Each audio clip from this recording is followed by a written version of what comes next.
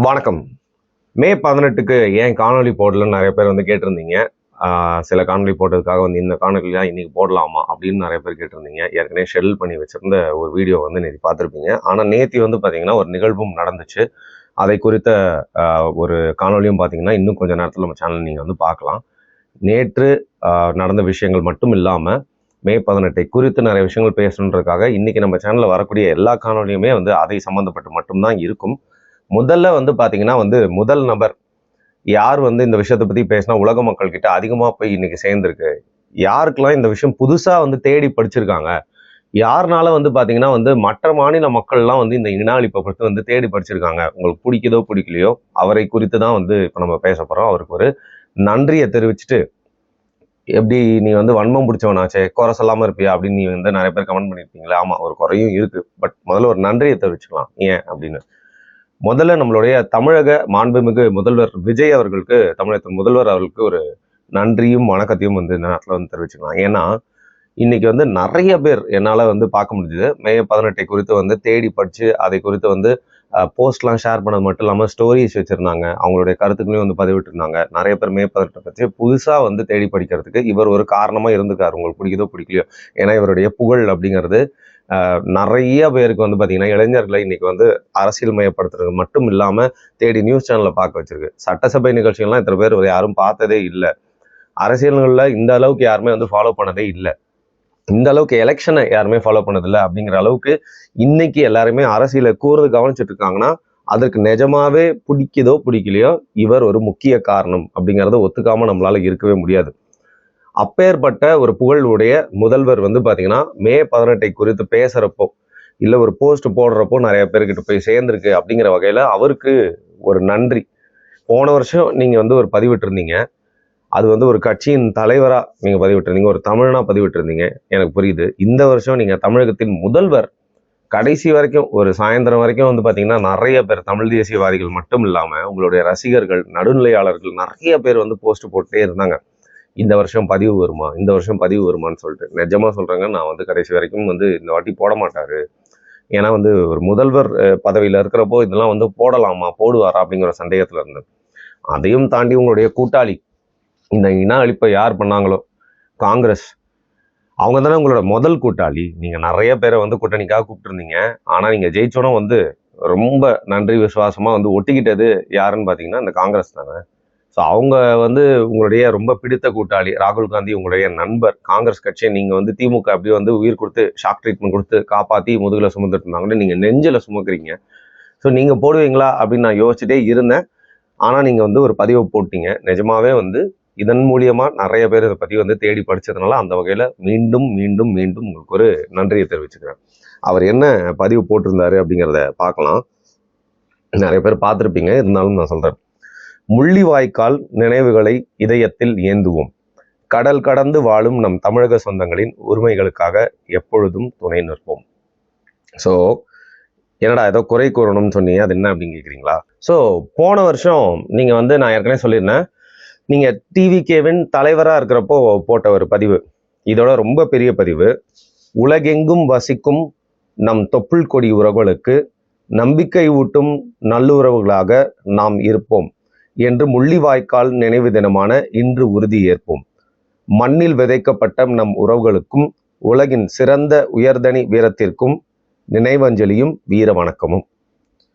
மாமக்கள் போற்றுதும் மாவீரம் போற்றுதும். இது வந்து சாதாரண ஒரு போஸ்ட் இல்லை. இதுல நிறைய விஷயங்கள் ஒளிஞ்சிருக்கு. மண்ணில் விதைக்கப்பட்ட நம் உறவுகளுக்கும் உயிரோட இருக்கும் போதே வந்து பாத்தீங்கன்னா கதற கதற கற்பழிக்கப்பட்டு கொடுமை செய்யப்பட்டு அவங்கள வந்து என்னென்ன சித்திரவதெல்லாம் பண்ணக்கூடாதோ என்னால சொல்ல முடியாத அளவுக்கு நிறைய விஷயங்கள் பண்ணி அவங்கள வந்து பாத்தீங்கன்னா குழி தோண்டி புதைச்சாங்கல்ல.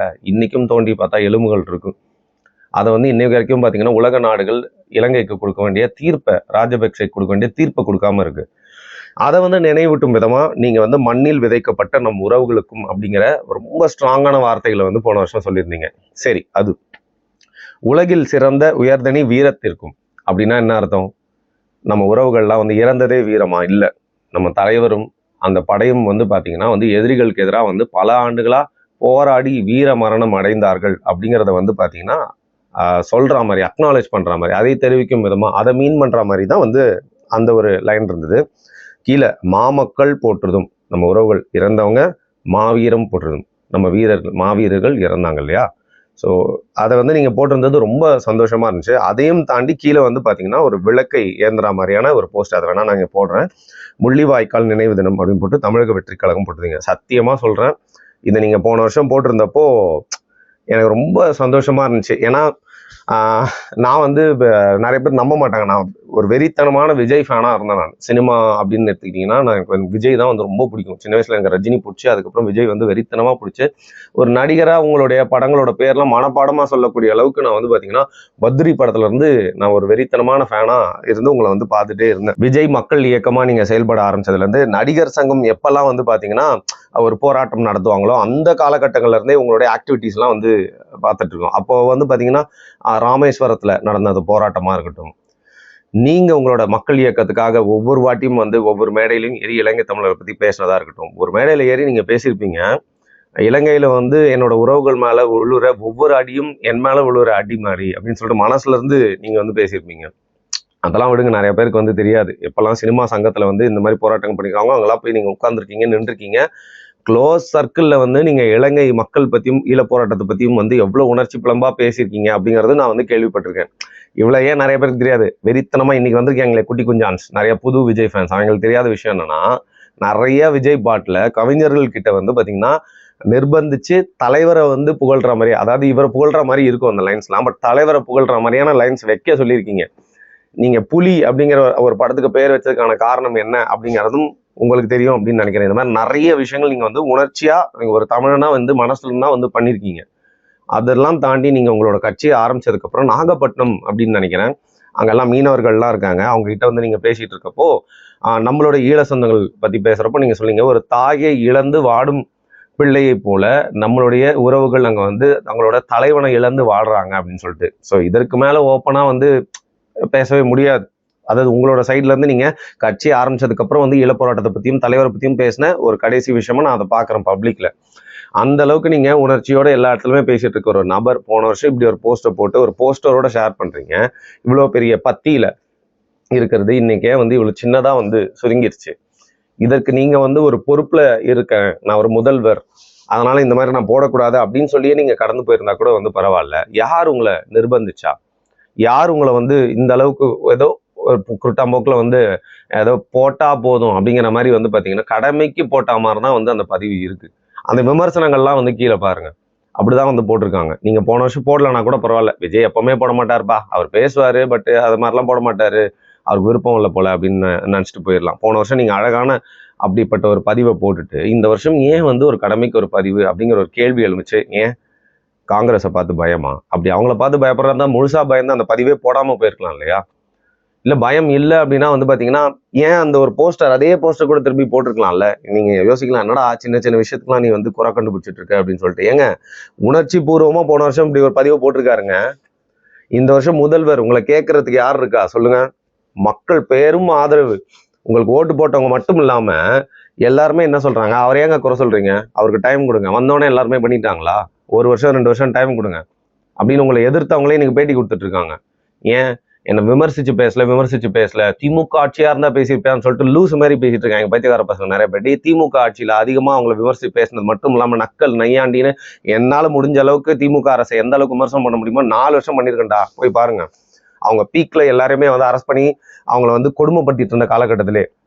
ஸோ இவரை வந்து விமர்சிக்க கூடாது அப்படின்லாம் இல்லை, சும்மா வன்மத்தோட ஆட்சிக்கு வந்தோடனே அது குறை இது குறைன்னு சொல்லாம பொறுத்திருந்து பார்க்கலாம் என்ன பண்றாங்க. ஏதாவது தவறுகள் நடக்கிறப்போ அதுல இருந்து பேசலாம். இல்லைன்னா வந்து பாத்தீங்கன்னா வன்மத்தோட ஏதோ ஒரு பேமெண்ட் வாங்கிட்டு நிறைய பேர் பேசிட்டு இருக்காங்கல்ல, சில கட்சிகளுக்கு வேலை செய்யற மாதிரி, அது மாதிரி ஆயிடக்கூடாது அப்படின்றதுக்காக பொறுக்கிறோம். ஆனாலும் இந்த விஷயத்துல மனசு வந்து கேட்கவே இல்லை. உங்களுக்கு எவ்வளவு பெரிய ஒரு பவர் இருக்கு, புகழ் இருக்கு, நீங்க ஒரு விஷயத்த சொன்னீங்கன்னா நிறைய பேர்கிட்ட ரொம்ப ஈஸியா போய் சேருது. இப்போ சீமான் இருக்காரு, தமிழ் தேசியம் பேசுறாரு. அவர் வந்து பாத்தீங்கன்னா 15 வருடங்களா தமிழ் தேசியம் பேசுறது மட்டும் இல்லாமல் ஈழப் போராட்டத்தை பத்தி நிறைய விஷயங்கள் பேசியிருக்காரு. அதுக்கு முன்னாடியே நிறைய பேருக்கு உணர்ச்சி இருந்தாலும் சீமானவர்கள் மூலியமா இன்னும் சில சதவீதம் மக்கள் கிட்ட போய் அது சேர்ந்திருக்கு அப்படிங்கறது வந்து யாராலும் ஒத்துக்காம இருக்க முடியாது. அதே மாதிரி நீங்க ஒரு முதல்வர், எல்லாருமே உங்களை பார்த்துட்டு இருக்காங்க அப்படிங்கிற பட்சத்துல உங்களோட புகழ் வெளிச்சம், உங்களோட பவரை யூஸ் பண்ணி உங்களுடைய பதிவு அப்படிங்கிறது மீண்டும் அடுத்த வருடம் இன்னும் 4 வருடம் இருக்கு உங்களோட பவர்ல இருக்கிறப்போ வந்து பாத்தீங்கன்னா அந்த பதிவுலாம் போடுறப்போ வந்து அது மக்கள்கிட்ட போயிட்டு இது என்னன்னு தேடி படிக்கணும், இது என்னன்னு வந்து புரியணும்.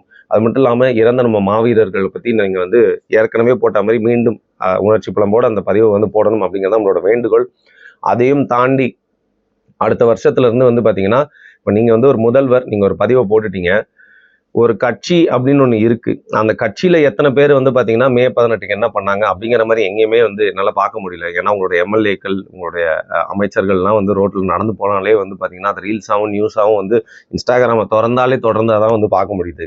தமிழக வெற்றி கழகத்தின் சார்பாக மே 18க்கு என்ன பண்ணாங்க, ஒருவேளை பண்ணியிருக்கலாம், தெரியாமல் நான் வந்து பண்ணலன்னு நான் வந்து கொட்டாமுக்குள்ள சொல்லல. பண்ணியிருந்தா எங்க எதுவுமே வந்து சேரவே இல்லையே, ஏன் உங்களோட அமைப்பை வந்து பார்த்தீங்கன்னா இந்த விஷயத்துல வந்து ஈடுபடுத்தாமல் இருக்கீங்க அப்படிங்கிற ஒரு கேள்வியும் இந்த நேரத்தில் வந்து இருக்கு. ஸோ இதுதான் வந்து நேரத்தில் ஒரு நன்றியும், ஒரு கேள்வியும், ஒரு குறை, ஒரு வருத்தம் அப்படிங்கிறதுல எனக்கு வந்து சொல்ல தோணுச்சு. இன்னும் 4 வருடங்கள் இருக்குது, உங்களுக்கு நிறையா வேலை இருக்கும், எனக்கு புரியுது. எல்லாருமே உங்களை வந்து பார்த்து ஃபோட்டோ எடுக்கிறதுக்கே வந்து உங்களோட பாதி நாளை எடுத்துக்கிறாங்க. அதையும் தாண்டி உங்களை பணிகளை வந்து செஞ்சுட்டு இருக்கீங்க. அப்படின்னு இருக்கிற சூழ்நிலையில் மீதி இருக்க 4 வருடத்தில் வந்து பார்த்தீங்கன்னா அந்த மே 18 இருக்கட்டும், மாவீரர் தினமாக இருக்கட்டும், அப்போ வந்து உங்களுடைய கட்சியையும் அந்த நாளில் வந்து பார்த்தீங்கன்னா சில விஷயங்கள் அனுசரிக்கிறது மட்டும் இல்லாமல் மக்கள்கிட்ட கொண்டு போய் நம்மளோட இன அழிப்பை வந்து சேர்க்கணும். அடுத்த சந்ததிக்கு மனசில் அதை பதிய வைக்கணும். அப்போ தான் நம்மளுக்கு கிடைக்க வேண்டிய நீதி வந்து கிடைக்கும். அப்போ தான் நம்ம இந்த பிரச்சனையை உயிர்ப்போட வச்சுக்க முடியும் அப்படிங்கிற ஒரு வேண்டுதலாக அந்த நேரத்தில் மாண்புமிகு ஹானரபிள் சிஎம்க்கு கேட்டு இந்த வீடியோ முடிச்சுக்கிறேன். நன்றி.